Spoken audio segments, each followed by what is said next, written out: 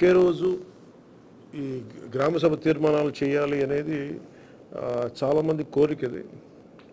పంచాయతీరాజ్ వ్యవస్థలో గ్రామ పంచాయతీల నుండి జిల్లా పరిషత్ వరకు పటిష్టంగా ఉన్నప్పుడే నిజంగా మనం అనుకున్న అభివృద్ధి సాధించగలుగుతాం. అందుకని దాంట్లో భాగంగానే ఆగస్టు 23 తారీఖున రాష్ట్ర వ్యాప్తంగా 13,326 గ్రామ పంచాయతీల్లో ఇప్పుడు ఇంతకుముందు ఎన్నడూ లేని విధంగా ఒకే రోజున గ్రామ సభలు నిర్వహిస్తూ ఉన్నాం. ఈ గ్రామ సభల్లో ఉపాధి హామీ పథకంలో ప్రతి కూలీ కుటుంబం సంవత్సరంలో 100 రోజులు పనిచేసే విధంగా అవగాహన కల్పించాలి.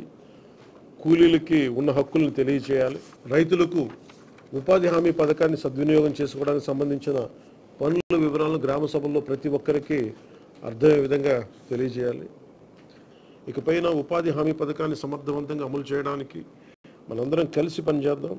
పథకం అమలులో మన రాష్ట్రాన్ని దేశంలోనే మళ్ళా మొదటి స్థానంలో ఉంచడానికి కృషి చేయాలని కోరుకుంటా ఉన్నాను.